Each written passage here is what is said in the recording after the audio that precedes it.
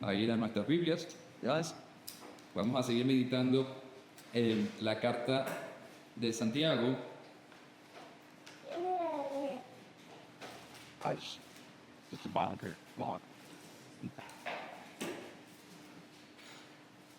Pero vamos a avanzar al capítulo 3, desde el versículo 13 al 18. Capítulo 3, desde el versículo 13 al 18.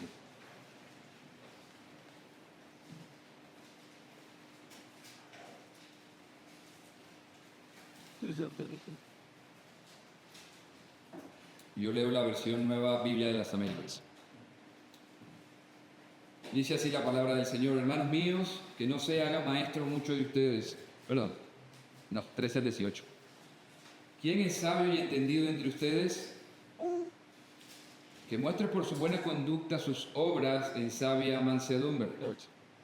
Pero si tienen celos amargos y ambición personal en su corazón, no sean arrogantes y mientan así contra la verdad.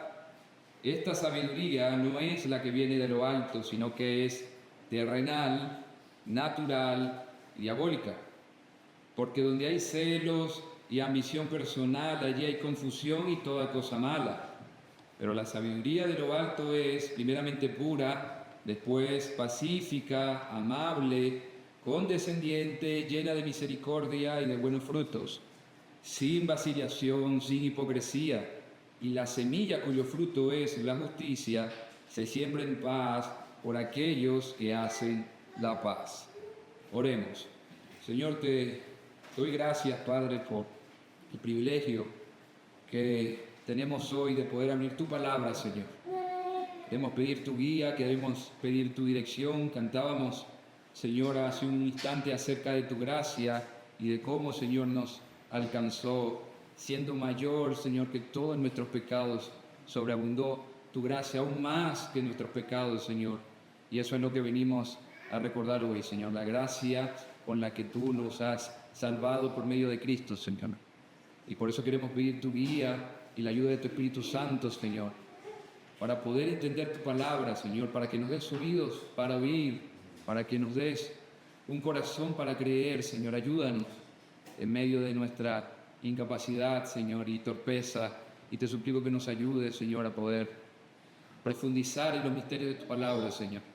Te necesitamos. Usa el predicador y que sea para tu gloria, Señor, y para la edificación de tu iglesia. Y porque te lo pido en el nombre de Jesús. Amén. Bien, vivimos en un mundo que está rodeado de consejos, y eso solo hace falta ir a las redes sociales y al internet para poder encontrar distintos consejos. Encontramos consejos en YouTube, por ejemplo, como 3 pasos para vivir mejor, 6 poderosos consejos para ser más sabio. Yo son uno de los títulos reales que se encuentran en YouTube. Otros van aún más lejos y te dicen 21 malos consejos para vivir feliz. 21 malos consejos para vivir feliz. Otros dicen 8 minutos que te llenarán de sabiduría. Y si es un reel, entonces te dicen 1 minuto que te llenará de sabiduría. Hay libros, hay podcasts, hay influencers de todo tipo, algunos que son teólogos de YouTube y brindan consejos para que tengamos sabiduría. Consejos como criar hijos, cómo manejar el dinero, cómo tratar al cónyuge, cómo no tratar a nadie también, porque publican títulos como "Oblígate a salir adelante solo". Eso es lo que encontramos ahora en las redes. Y el problema es que muchas veces nosotros mezclamos todo esto, este consejo que nos da acá, un poco de la filosofía del mundo, un poco de la filosofía griega, un poco de Biblia también, porque somos creyentes. Hacemos como una licuadora y salimos al mundo a vivir con eso. Y el asunto es que corremos el riesgo de empezar a tomar decisiones que son muy importantes en nuestra vida, guiados por lo que creemos es sabiduría. De sabiduría conocemos mucho, hemos encontrado mucha información, Pero probablemente esa sabiduría no sea una sabiduría que proviene de lo alto, que proviene de Dios. Nosotros tenemos que recordar el libro de Proverbios que nos dice que el Señor es quien da la sabiduría y de su boca viene el conocimiento y la inteligencia.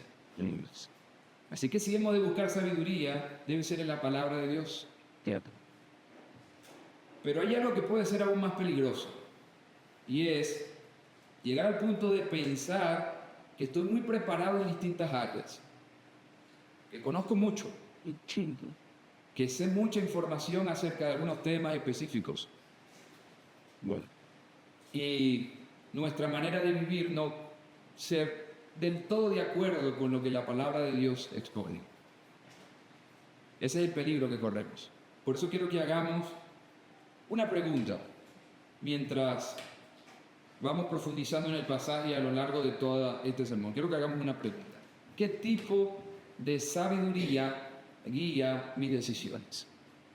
¿Qué tipo de sabiduría guía mis decisiones? Porque este es el mensaje de Dios para nosotros hoy. No basta con decir que somos sabios. La verdadera sabiduría se demuestra por la manera en que nosotros vivimos.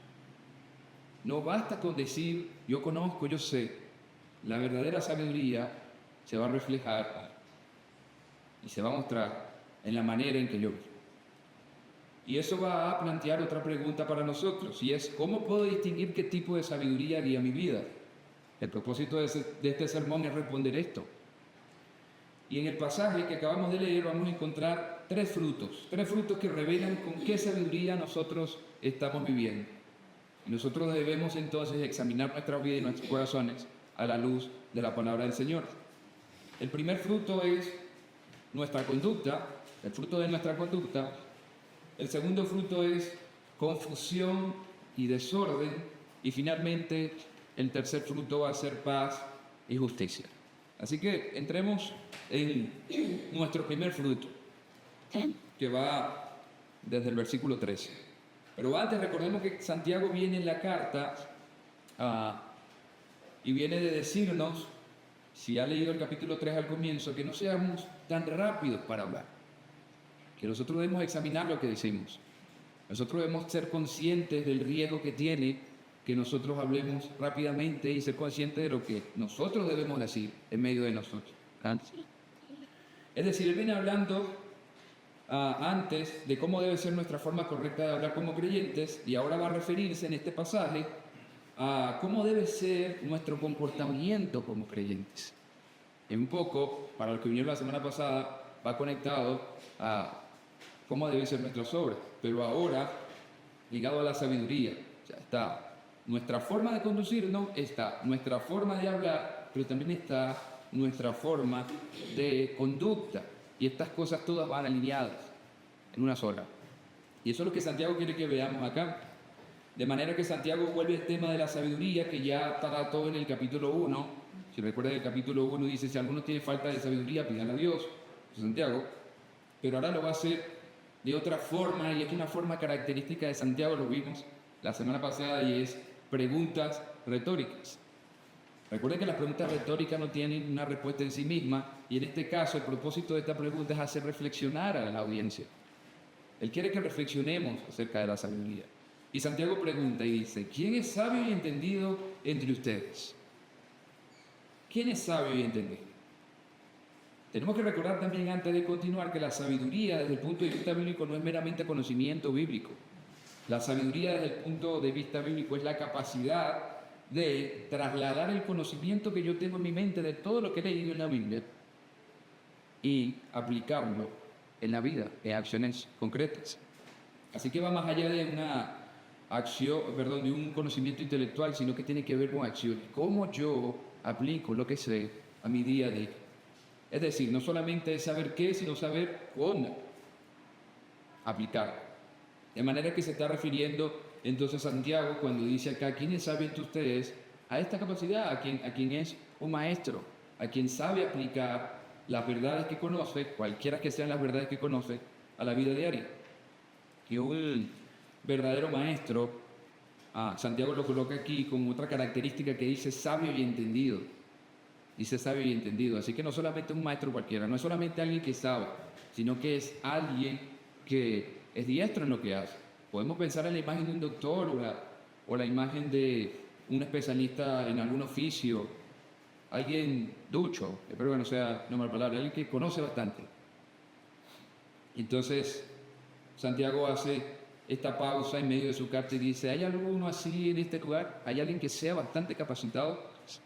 Bueno, si hay alguien que sea bastante capacitado así, entonces aprende la norma.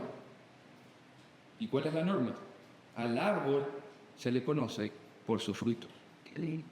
¿Hay algunos sabios? Sí, bueno, al árbol se le conoce por sus frutos. Esa es la enseñanza de nuestro Señor después de todo.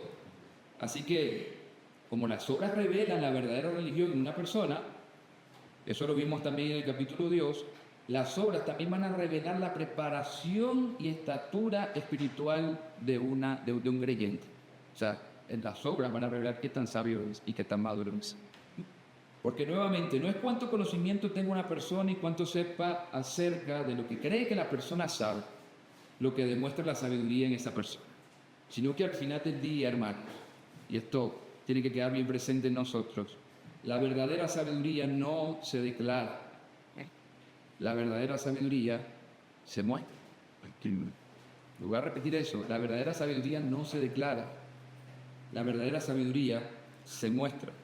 Y justo a ese imperativo encontramos también en el texto que dice que debe ser mostrada con una buena conducta. Y recordemos que cuando se nos hablan de imperativos no hay opciones para decir, bueno, yo si no quiero no lo hago, nosotros debemos hacerlo. Así que el imperativo es muestren por su buena conducta la sabiduría. Así que debemos mostrarla y esta es la insistencia. Santiago ya enseñó que la fe debe mostrarse a través de las obras y ahora nos está enseñando que la sabiduría o capacidades que hemos recibido de parte de Dios deben salir a la luz a través de las obras. Es decir, la sabiduría no debe ser solamente divulgada, sino mostrada. Entonces, esto me hace pensar que no es a través de cuántas veces yo diga que sé esto o aquello de algún tema, ni que porque yo salí egresado de algún seminario, yo pueda estar preparado para decir y levantar la mano cuando Santiago diga, ¿hay algún sabio entre ustedes? Yo pueda levantar la mano y diga, claro que sí, yo asistí a este o aquel seminario. No. Imaginen esa escena. Y yo les pregunto, ¿hay alguien sabio entre ustedes?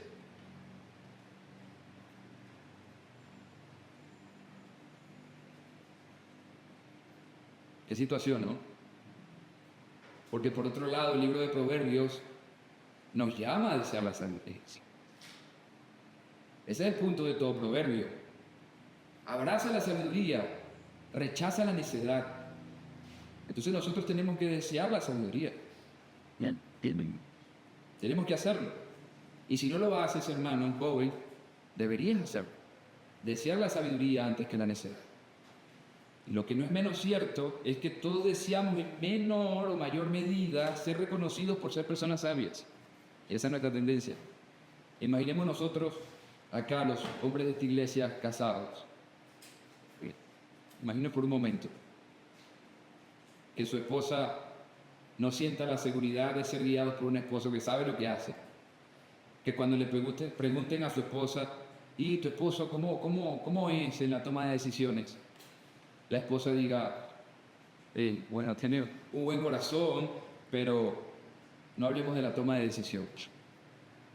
Así que en alguna o mayor medida deseamos ser reconocidos por ser personas que saben, no personas que son necias e insensatas. Eso en un sentido va a ser la respuesta natural a nosotros como hombres, desear la sabiduría. Pero hay un problema en eso. Hay un problema en nuestros corazones. Y es que esto puede llegar a ser un deseo que lleve a la envidia para algunos. Esto puede llegar a ser un deseo que lleve a esa envidia de decir, bueno, él lo tiene y yo no lo tengo. Y eso es peligroso. Esto es particularmente cierto en la carta de Santiago porque nuevamente al comienzo del capítulo 3, en el versículo 1, Santiago se está refiriendo a personas que querían ser maestros de otros. Entonces había muchos que se hacían pasar y decían que eran sabios porque querían sencillamente ocupar el puesto de maestro. Y decían, yo sé estas verdades. Y eso es lo que nos muestra nuestro contexto. Que había muchos hombres que deseaban la sabiduría.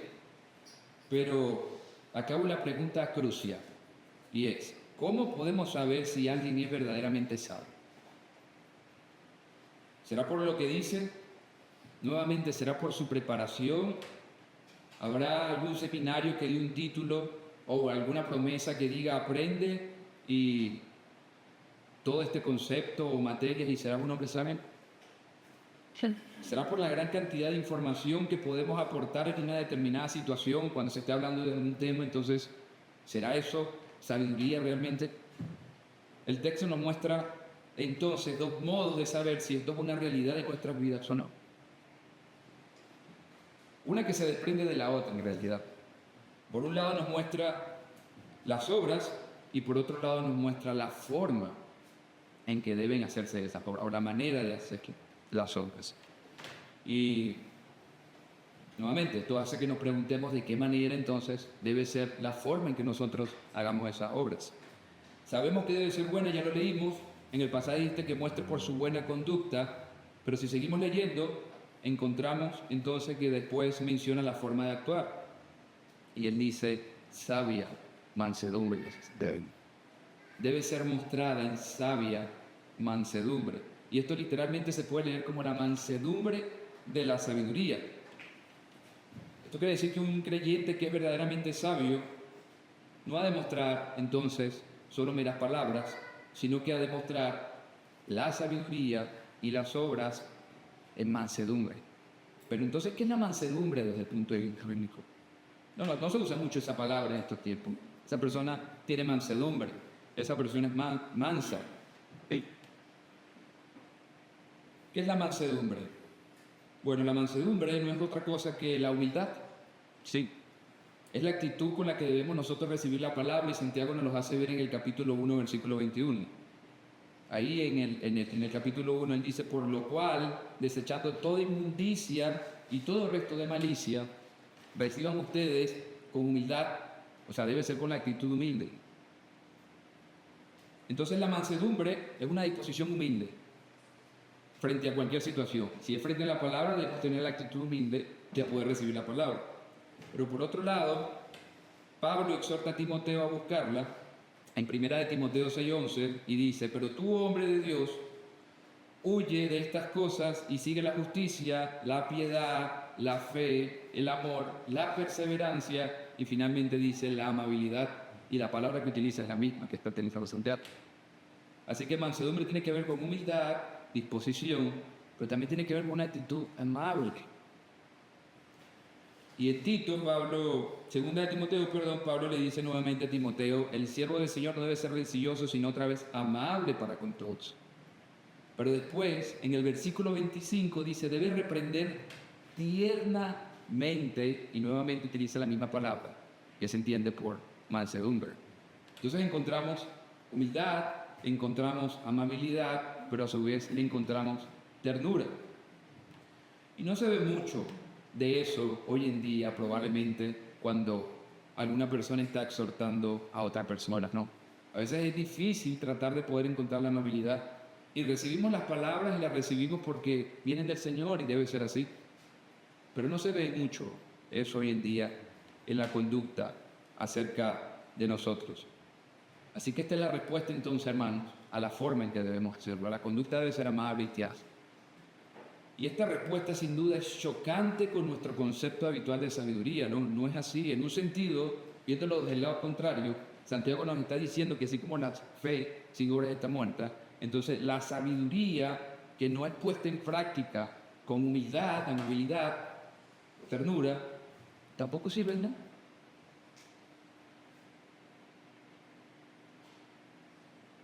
Así que esto nos debe llevar a preguntarnos, ¿cómo reacciono cuando me corrigen? ¿Cómo es mi actitud cuando corrijo a otros? ¿O cómo es mi actitud cuando no me reconocen también? ¿Cómo reacciono yo? Reacciono de una manera humilde y amable. Cuando alguien piensa distinto que yo, ¿cómo reacciono cuando alguien piensa distinto que yo? Y mi conducta entonces refleja que estoy caminando en humildad. Esas deben ser preguntas que nosotros tenemos que hacer a nuestro propio corazón. De manera que si al examinar esa conducta encontramos orgullo, encontramos dureza, encontramos falta de amabilidad, Santiago dice que hay algo muy profundo detrás de eso. Y eso probablemente, dice Santiago, con toda seguridad no es una sabiduría que viene de lo alto. Y eso nos va a llevar a nuestro segundo fruto, que es la sabiduría terrenal, o el fruto de la sabiduría terrenal. Miren conmigo como continúa diciendo en el versículo 14. Pero si tienen celos amargos y ambición personal en su corazón, no sean arrogantes y mientan así contra la verdad. Es decir, si la humildad se caracteriza principalmente, o la sabiduría se caracteriza principalmente por la conducta humilde en una persona, y esto es verdad porque estamos persuadidos por la palabra de Dios que es verdad, es lo que Santiago nos viene diciendo, entonces la persona que vive según las características que ahora menciona en el versículo 14, no puede ser una persona verdaderamente sabia. Es todo lo contrario. Vean que dice, si tienen celos amargos, le hago un paréntesis acá, porque es importante esa distinción. Es importante distinguir entre los celos que son santos y los celos que son amargos, como lo describe Santiago. Para ejemplo de celo santo tenemos el celo de nuestro Dios, y eso lo vemos inmediatamente en el primer mandamiento. Él es celoso de la adoración que Él recibe, y es celoso de la adoración de su pueblo. Pero también encontramos un celo que es santo, como por ejemplo en el caso de Finés. ¿Recuerdan? En Números 25, cuando Finés por el celo, por la santidad de Dios, va y mata a aquel israelita que se había llegado a una mujer extranjera. Bueno, ahí vemos un celo santo y una respuesta en consecuencia de ese celo santo. Y Jesús, nuestro Señor mismo, mostró celo santo con los recaudadores en el templo y a los vendedores. Él mostró su celo y su ira santa en ese lugar. Y si leemos a lo largo de todo el Nuevo Testamento, vamos a ver que Pablo también menciona acerca del celo desde un punto de vista positivo. Pero acá Santiago se está refiriendo a un celo que es envidia. No se puede traducir como otra cosa que envidia. Y alguien definió la envidia así. Envidia es la resentida y hasta odiosa aversión por la buena fortuna o bendición de otros. Resentida y hasta odiosa aversión. Es decir, la envidia es un deseo egoísta de poseer lo que el otro tiene. Y va más allá. Si es posible que el otro no tenga eso y yo sí lo tenga, entonces la envidia está bien con eso. De manera que cuando Santiago dice celos amargos, es muy claro que está hablando entonces de esto que es venenoso en la vida de una persona. Va comiendo de a poco la vida de una persona. Y el contexto lo confirma, porque si seguimos leyendo en el capítulo 4, en el versículo 2, Santiago dice, ustedes codician y no tienen, por eso cometen homicidio, son envidiosos y no pueden obtener, por eso combaten y hacen guerra.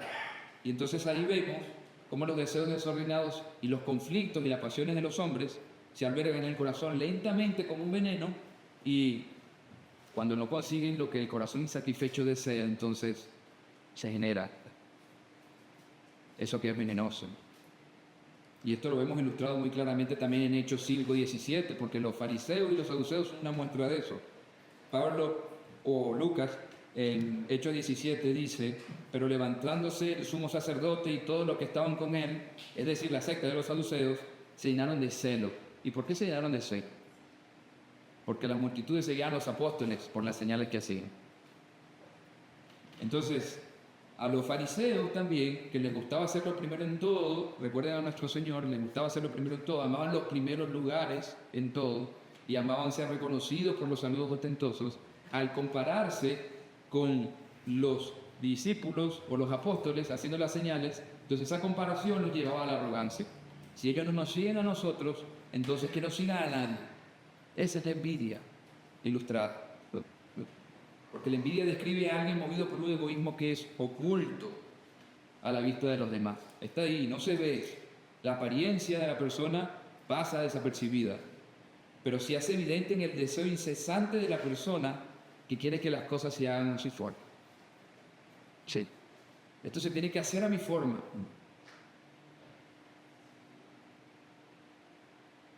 Parece que escucha a los demás, pero en el fondo quiere que las cosas se hagan a su manera. Y la imagen de los políticos también ilustra muy bien esto. En campaña abundan promesas, parecen que escuchan a las personas, que quieren servirles, quieren un cambio, quieren el bienestar del pueblo y pueden estar casi de acuerdo con todo lo que las personas dicen solamente por ser electos. Pero cuando alguien que tiene ideas contrarias les dice algo, entonces no hay límite para desprestigiarlo. No hay límites.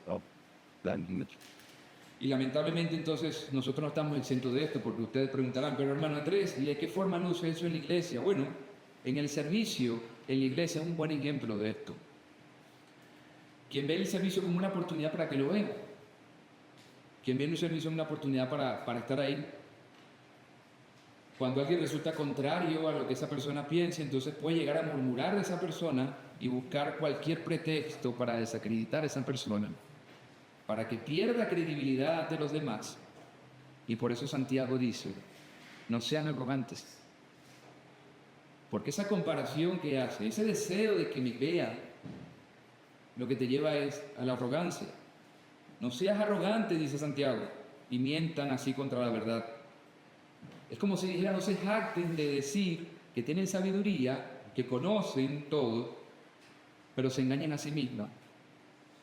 Porque esa sabiduría no viene de lo alto. Esa forma de actuar revela que es una sabiduría terrenal, una sabiduría que es natural, dice Santiago en el versículo 15, y que es diabólica. Y Santiago sigue utilizando un lenguaje que es muy fuerte, porque esto nos tiene que recordar cómo él dice que los demonios también creen y tiemblan. Entonces, él aquí está diciendo, esta sabiduría es de una naturaleza diabólica. Una sabiduría como la que tienen los demonios, que sencillamente conocen y conocen, pero no hay forma de que ellos puedan aplicarlo a su vida, o lo que aplica se parece a la sabiduría terrenal. La sabiduría que viene de arriba y que se nos exhorta a pedir, si nos hace falta, es buena, hermano. Y tiene otro fruto que vamos a seguir viendo a lo largo del pasaje. Pero por un momento nota que dice Santiago del fruto de la terrenal, de la sabiduría que no viene de lo alto, es que es terrenal. Es decir, que los ojos están puestos en la tierra, en lo inmediato. En consecuencia va a ser opuesta completamente a lo celestial. No mira verticalmente, siempre mira horizontalmente. La natural es puramente humana, carnal, a eso refiere. Es decir, que en consecuencia entonces es opuesta a lo espiritual. No piensa espiritualmente, piensa en lo de ahora, piensa en lo inmediato, sino piensa en cómo obtener y obtener y obtener. Y finalmente, bueno, diabólica. Una sabiduría que es diabólica, como la lengua que es inflamada por el infierno. Bueno, Santiago se está refiriendo a esto. Y nuevamente, esto tiene que hacer que nos preguntemos, si nuestra sabiduría se parece a esto, celos, ambición personal, entonces hermano, lo siento, eso no es sabiduría. No es sabiduría, es antisabiduría. Es lo opuesto a la sabiduría que viene de Dios. Ve el fruto que produce, porque finalmente tenemos que fijarnos en el fruto. El fruto es confusión por un lado y toda cosa mala. Y esta palabra confusión la encontramos en Lucas cuando el Señor dice, hablando del fin de los tiempos, y cuando oigan de guerras y disturbios, confusión. Así que esto tiene la idea de eso, de piquetes. Pensemos en protestas, pensemos en rebelión, pensemos en alergia a la autoridad. Esto genera confusión, protesta, murmuraciones. Y en el ámbito laboral es fácil ver esto también, si queremos ilustrarlo de alguna forma.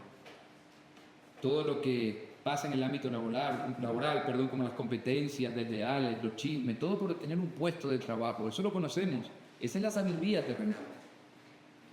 Y nuevamente nosotros como iglesia no estamos exentos de esos, porque ese mismo desorden puede aparecer en la iglesia, esas mismas murmuraciones pueden aparecer en la iglesia cuando las personas se preocupan más por sus intereses personales y no por el bienestar del cuerpo.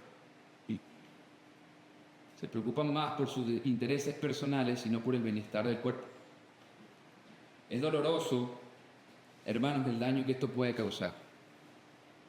Iglesias divididas, relaciones destruidas, ambientes cargados, ambientes pesados sencillamente, porque el fruto termina siendo toda cosa mala.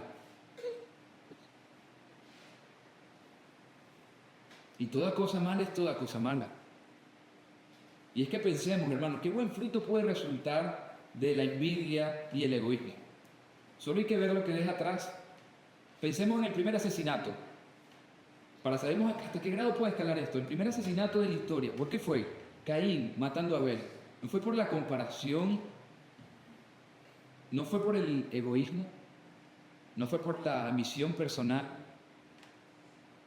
¿No fue porque deseaba ser visto el primero antes que el otro?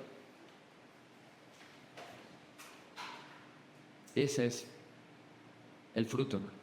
Toda cosa mala. Por lo tanto, cuando mi sabiduría produce rivalidad, cuando mi sabiduría produce competencia, cuando mi sabiduría produce pleitos, cuando mi sabiduría produce un ambiente pesado, esa es la evidencia de estar siendo guiados por una sabiduría que es terrenal. Es decir, es una falsa sabiduría, no nos engañemos, no es sabiduría, porque no produce buenas obras, es estéril, no tiene humildad, no hay mansedumbre, no hay amor verdadero, porque la verdadera sabiduría, en cambio, está sostenida en el amor y luce completamente distinta, y eso nos prepara entonces para el tercer fruto de la sabiduría, que es el fruto de abrazar la sabiduría de lo alto. Porque en contraste con la sabiduría terrenal, la sabiduría de lo alto, entonces es de una naturaleza completamente distinta. Si la sabiduría terrenal deja a su paso envidia, confusión, deja toda obra mala, la sabiduría de lo alto deja entonces un rastro de pureza, paz, misericordia, justicia, buen fruto. Y nosotros por lo general cuando leemos la Biblia pasamos por alto las listas que hay, pero no vamos a hacer eso en este caso, vamos a considerar cada fruto que Santiago dice que produce la sabiduría de lo alto, empezando desde la primera, desde la que es pura. Él presenta 8 cualidades de la sabiduría, y la primera que dice es pura, y la pone en primer lugar, y fácilmente y rápidamente podemos distinguir por qué lo hace, y es que esta es la raíz de toda la demás, la pureza, la santidad. Así que de esta podemos ver cómo las otras brotan de la pureza y la santidad como expresiones, como fruto. Y esta cualidad de pureza habla de inocencia, de una moralidad intachable. Quiere decir que es una sabiduría sin contaminación, no está mezclada con intereses egoístas, como veíamos ahora, ni con pasiones desordenadas. Es completamente contraria a la sabiduría del mundo. De hecho, es tan opuesta a la sabiduría del mundo, hermanos, que el mundo nos ve como tontos por actuar de esa forma. Somos insensatos, somos considerados tontos cuando nosotros no buscamos nuestra ambición personal. Y es lo que Pablo dice en 1 Corintios 2:14. Pero el hombre natural no acepta las cosas del Espíritu de Dios porque para él son necedad. La palabra de Dios nos muestra quién es el verdaderamente necio, aunque nos consideren tontos. La siguiente cualidad entonces sería que es pacífica, es decir, es amante de la paz. Y esto es lo que enfatiza nuestro pasaje hoy. Hacia eso apunta, hacia ser portadores de paz, pero también ser agentes de paz. Y debemos recordar que la verdadera paz en la Biblia tiene que ver con una relación correcta con Dios como resultado de haber sido reconciliados con Él. Esa es la verdadera paz en la Biblia. No la encontramos por medio de nadie más que no sea de Jesucristo. Y probablemente muchos vinimos hoy esperando un mensaje de Navidad. Bueno, aquí está el mensaje de Navidad. Esta es la verdadera Navidad. Que Jesucristo se encarnó y que los ángeles vinieron a la tierra. Y cuando vinieron a la tierra y se presentaron a los pastores vieron y ellos anunciaron que gloria en el cielo y paz en la tierra. ¿Por qué? Porque nos ha nacido bonita. Esa es la verdadera verdad, la que nos dice que Dios extendió su mano hacia nosotros, extendiéndonos paz a través de Jesucristo. Segunda de Corintios 5:18 dice, y todo esto procede de Dios, que nos reconcilió con Él por medio de Cristo, y nos dio el ministerio de la reconciliación. Es decir, Él nos reconcilió con Él, y como consecuencia de eso, entonces nosotros tenemos que ser reconciliadores también. No podemos ser personas que tengan intereses personales, susciten envidia, ira, contiendas. No después de haber sido alcanzados por el Señor. De manera que el resultado directo de esto es, hermanos, que el creyente que se sabe amado, entonces, por consecuencia de eso, experimenta paz con Dios y después experimenta paz con los demás. La siguiente cualidad sería amable, nuevamente humilde, tiene una disposición a ceder, a considerar a otro. No es una persona que exige o reclama todo con altivez. Eso no está en la persona que es amable. Porque el humilde sabe cuál es su lugar, hermano, y esta es la humildad de reconocer tu lugar en el mundo, reconocer quién eres. Y nosotros reconocemos que somos delante de Dios, que somos creyentes, somos nada, somos como polvo. Oh, ¿qué viste? Esa es la insistencia del Salmo 8. ¿Qué viste? ¿Qué viste en el hombre? Para que de él te acuerdes y de él tenga misericordia. Esa es la verdadera humildad. Santiago sigue diciendo con la siguiente cualidad, condescendiente. Y esto quiere decir suave, quiere decir dócil. Y no nos equivoquemos. Santiago no está hablando de una persona que es débil, o una persona que es manipulable, que es llevada de acá para allá por cualquier viento de doctrina. No está hablando de una fe ciega o de alguien que es pasivo, sino que más bien habla de alguien prudente que sabe ponerse en el lugar del otro. ¿Sí? A esto apunta la suavidad o lo dócil. Y sabe tomar en cuenta los puntos de vista de los demás también. Tiene un límite claro. Sí, nosotros establecemos un límite. Nada que comprometa la verdad de la palabra de Dios. Pero yo estoy dispuesto a escuchar. ¿Qué tienes que decir? Para mí es importante lo que tienes que decir. El dócil entiende que el sabio oirá y crecerá en conocimiento, y el inteligente adquirirá habilidad. Proverbios 1:5, el dócil conoce eso. Así que mientras la sabiduría terrenal es intransigente, cerrada, dueña de la razón, solamente yo tengo la razón, quien es guiado por la sabiduría de lo alto está dispuesto a escuchar, sí, a considerar e incluso a aprender del otro. Pablo en Filipenses 2:4 nos llama a eso, a que no busquemos cada uno nuestros propios intereses, sino más bien los intereses de los demás. Eso hace a la persona que es dócil. Sin agendas escondidas. Haya pues la misma actitud que hubo en Cristo, dice Fay. Porque el dócil entonces puede trabajar sin ningún problema con el otro.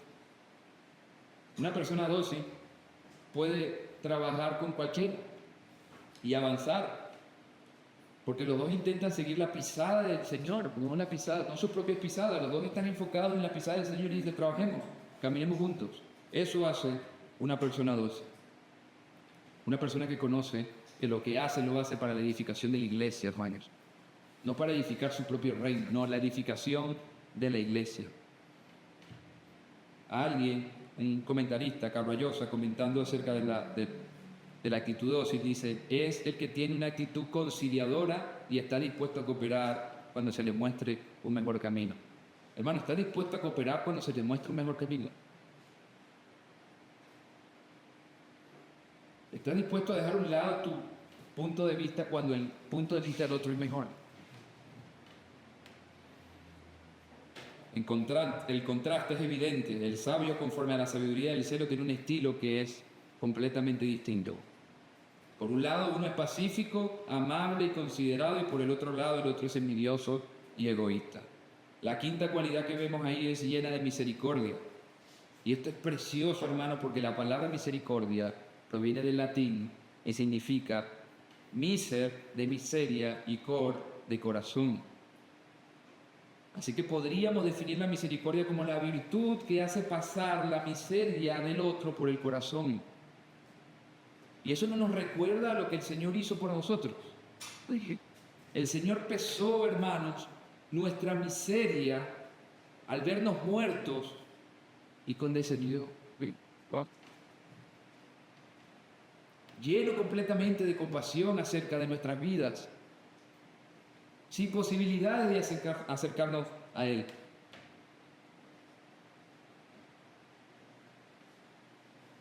Y vemos como Santiago en el capítulo 2, que fue lo que vimos, o lo mencioné varias veces el domingo pasado, él exhorta a que nosotros debemos mostrar gracia sin distinción, de la misma manera que hemos recibido gracia sin distinción, hermano. El Señor no tuvo distinción de nosotros, no tuvo favoritismo. Ahí estamos tú y yo. Y Santiago exhorta, el juicio será sin misericordia para el que no ha mostrado misericordia. Y es que no puede ser de otra forma. Pensemos en los deudores. Probablemente a ti se te perdonó una deuda que comparada con la de otro no es tanta, pero el problema es ese, la comparación. El punto es que todos somos deudores y el Señor pesó nuestra miseria. La sabiduría verdadera, al igual que la fe verdadera, debe producir actos concretos entonces de misericordia entre nosotros.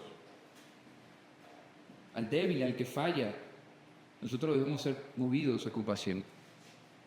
En sexto lugar, encontramos que la sabiduría está llena de buenos frutos. Y nuevamente es un contraste con la sabiduría terrenal que resulta de toda obra mala. Esta no, al contrario, esta todo buen fruto da. Como Proverbios 11:30 nos dice, el fruto del justo es árbol de vida. Eso es la sabiduría. Recordemos que el creyente no se salva por las buenas obras.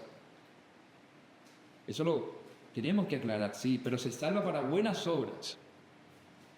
Recuerdan, si no hay obras, entonces ¿para qué sirve? La fe.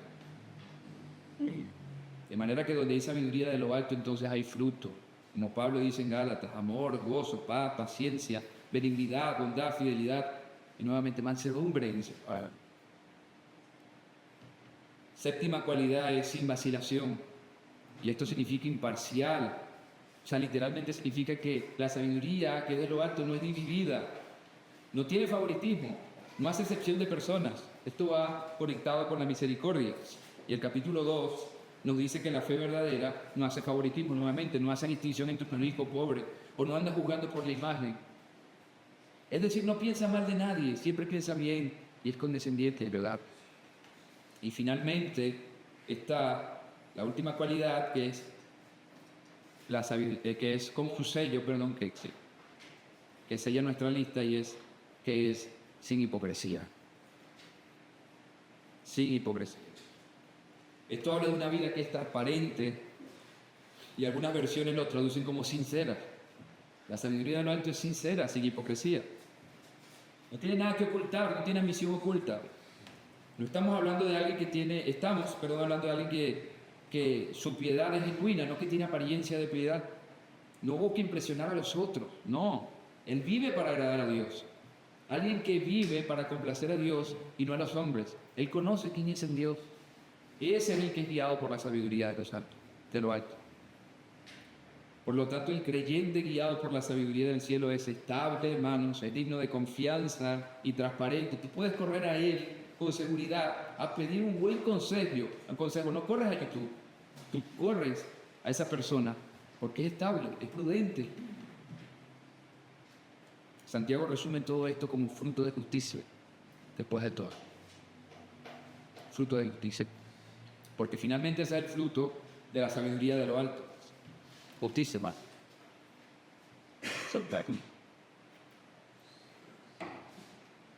Eso lo vemos en el versículo 18. Dice, la semilla cuyo fruto es la justicia, entonces se siembra en paz, por aquellos que hacen la paz. Esta justicia que refiere acá es actos de rectitud, no es otra cosa que hacer lo correcto conforme a la voluntad de Dios. O sea, es la conducta que agrada al Señor en contraste a la que no agrada, que se menciona en el capítulo 1 del versículo 20, donde dice que la ira del hombre no obra la justicia de Dios. Y no puede obrar la justicia de Dios, la ira del hombre. Alguien dijo que el orgullo es un terreno pedregoso donde no crece nada. Por eso no obra la justicia en donde hay ira. Ahí no crece nada. Si eso es verdad, y lo es, entonces mucho de la paz o de la falta de paz que nosotros tenemos hoy en día entre nuestras relaciones se debe a la falta de mansedumbre, hermanos. A la falta de humildad, a la falta de amabilidad, a la falta de condescendencia. ¿sí? Y tenemos que preguntarnos nuevamente, ¿qué tan fácil me enojo yo? ¿Qué tan fácil respondo con ira? ¿O cómo está mi concepto de mí? Sí, porque la humildad nos ayuda nuevamente a saber dónde estamos. ¿Cómo está mi concepto de mí? Porque probablemente te estás enojando y te ofendes porque no sabes realmente quién eres y de dónde Dios te sacó. Entonces debemos preguntarnos, ¿cómo está mi concepto? ¿Me creo merecedor de algo? Porque eso reflejaría una falta de humildad muy grande. Y lo que es igual de cierto, ¿cómo están mis expectativas de los demás? ¿Qué espero yo de mi hermano? Porque probablemente mis expectativas estén mucho más altas de lo que yo pueda esperar de mi hermano. ¿Qué espero yo de él? Y eso me lleva a la ira y al enojo.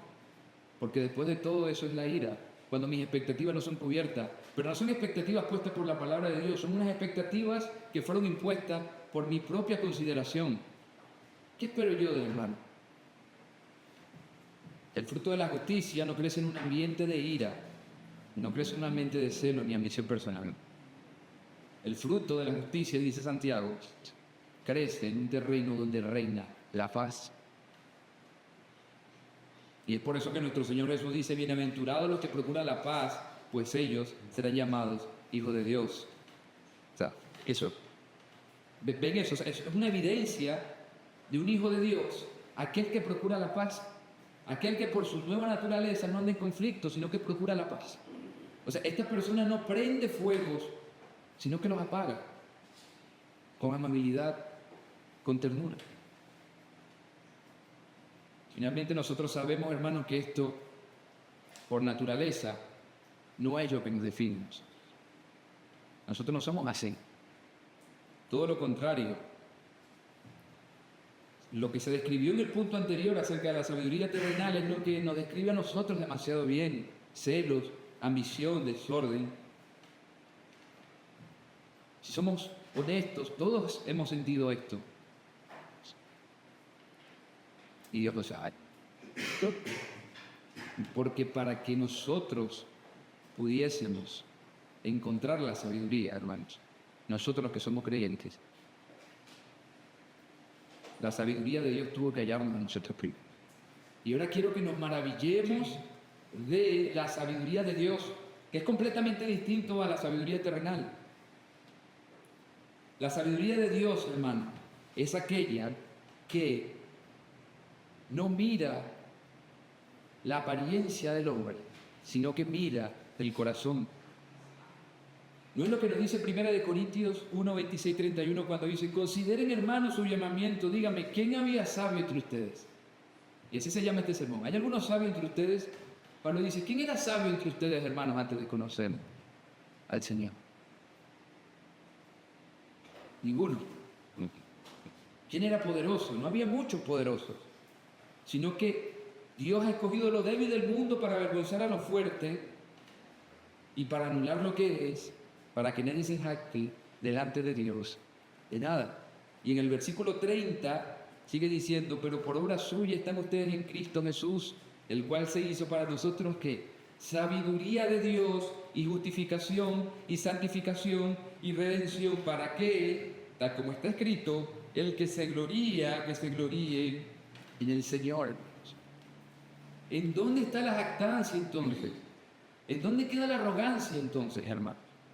Si no fuera por la obra transformadora de Dios en nuestra vida, nosotros no tendríamos ninguna oportunidad de poder entender cuál es el camino.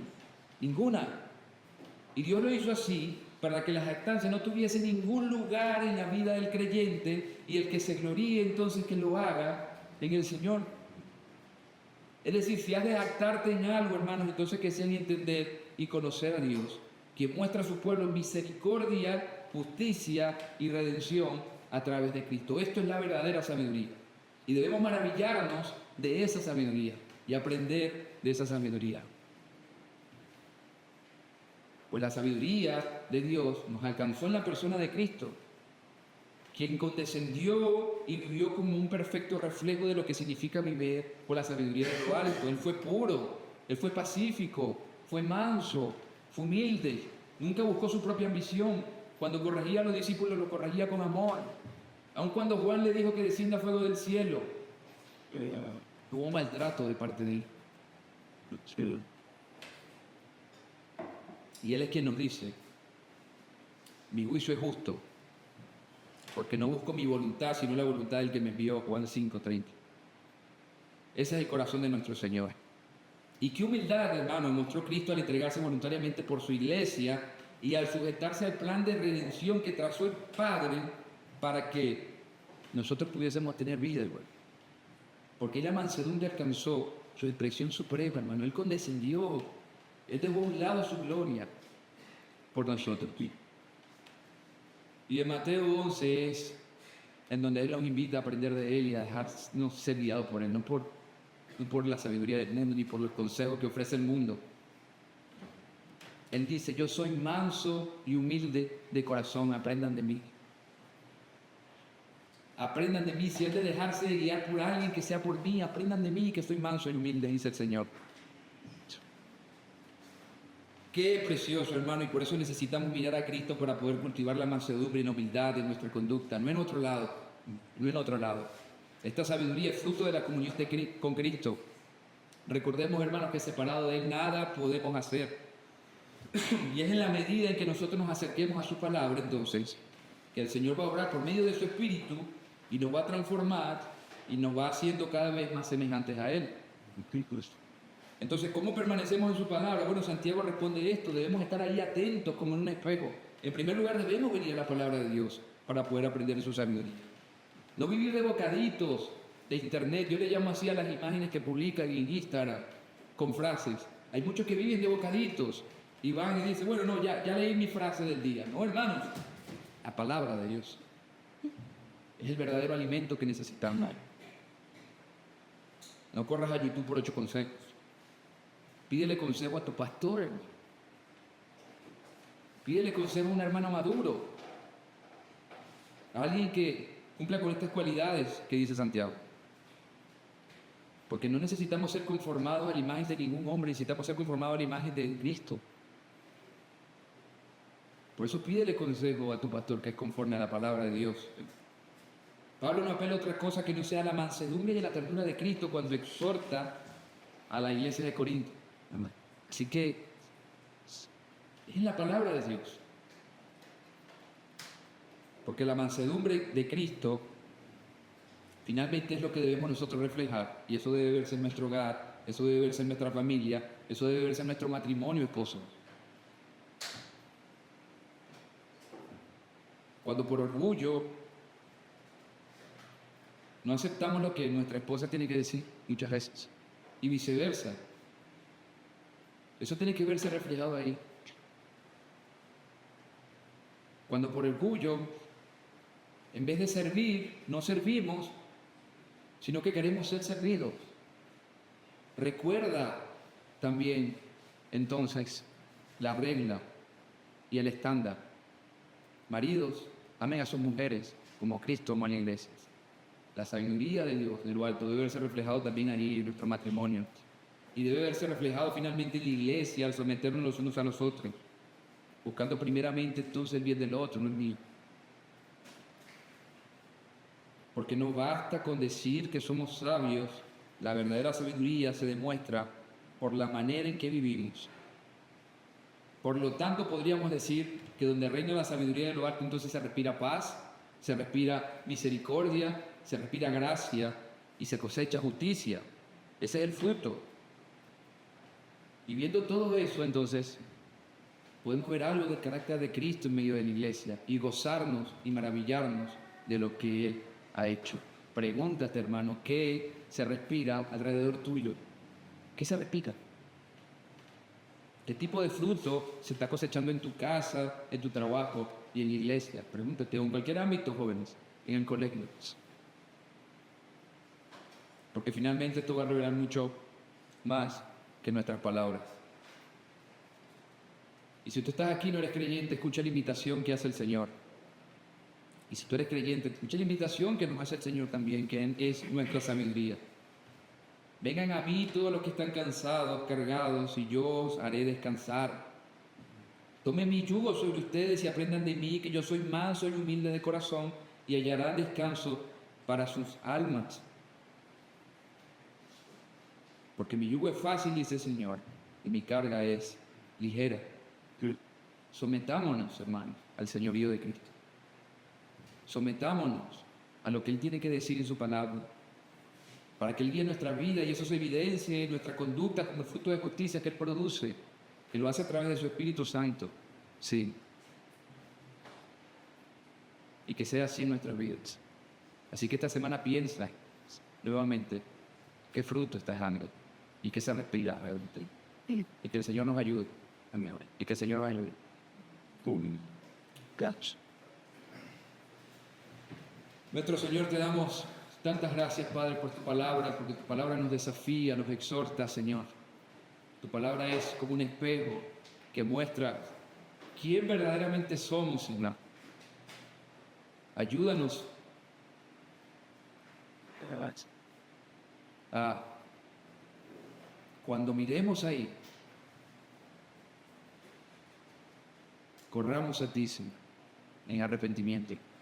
Cuando veamos nuestra realidad, cuando veamos la verdad, cuando veamos el pecado que expone tu palabra acerca de nuestro corazón, corramos a ti en arrepentimiento y fe, Señor. Y que podamos reconocer con humildad, Señor, que separado de ti nada podemos hacer. Y que si hemos de llevar algún fruto, Señor, en nuestra vida, ha de ser porque permanecemos en ti, ahí atentamente en tu palabra, Señor. Ayuda a la iglesia bíblica de Villa Regina, Señor, y a cada iglesia a buscar primeramente, Señor, el bien de los demás, a procurar la edificación de la iglesia en amor, Señor, a preservar el vínculo, la paz. Ayúdanos, Señor, porque te necesitamos para esta obra, porque sin ti no podemos, Señor. Y te damos gracias, Señor, por tu Espíritu Santo que nos capacita para esto y nos ha dado el poder que necesitamos para esto. Pues entonces que podamos obrar en consecuencia, Señor. No seamos solamente oidores olvidadizos, sino hacedores. Y porque te lo pido en el nombre de Jesús. Amén.